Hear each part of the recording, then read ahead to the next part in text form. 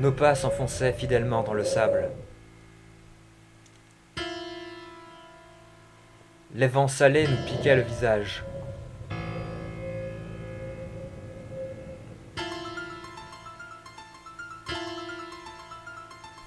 Les bêtes soufflaient de fatigue. Nous pleurions, sans qu'aucune goutte ne puisse sortir de nos yeux.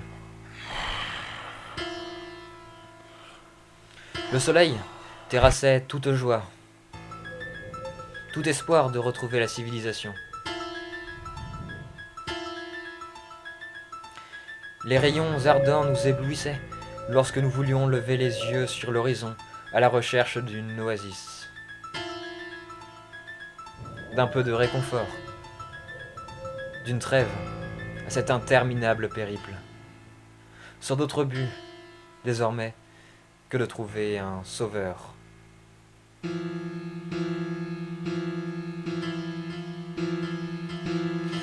Mais à un moment,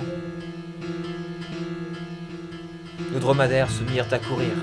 Il faut dire que l'ennui devait eux aussi les terrasser, et peut-être que la folie était déjà maîtresse de leur esprit.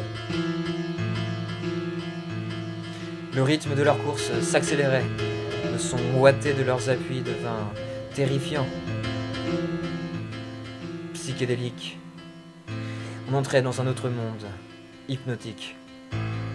Ils volaient donc sur les dunes, jusqu'au moment où leurs membres commencèrent à épouser le sol.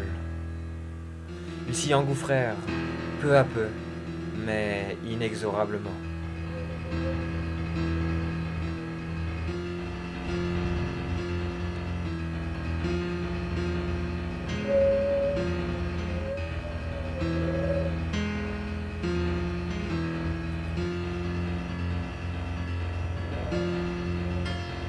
Ils s'écroulèrent, dans une chute qui nous semblait interminable. Nous commencions également à sentir nos pieds caresser le sable, nos pieds entrer dans le sable, nos genoux, nos hanches. On traversa complètement le sol.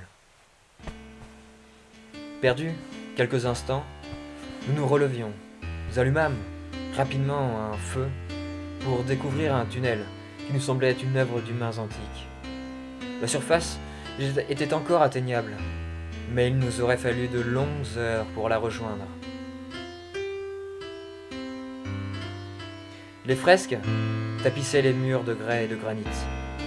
On y voyait les grands chantiers des pharaons, les pyramides monumentales, les temples aux proportions grandioses.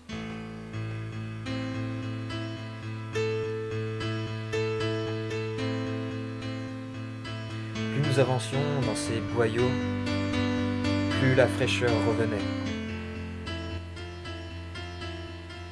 Nous qui n'avions pas connu de repos à ce soleil depuis des jours, étions submergés par la joie et l'espoir de voir notre condition s'améliorer. Un bruit aquatique se fit entendre. La délivrance peut-être. De l'eau, de l'eau. Ce fut notre obsession durant quelques centaines de mètres.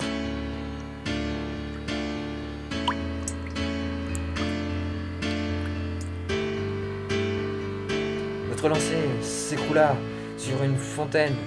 Nous tombâmes tous dans cette faible source, mais qui suffirait à calmer nos langues arides.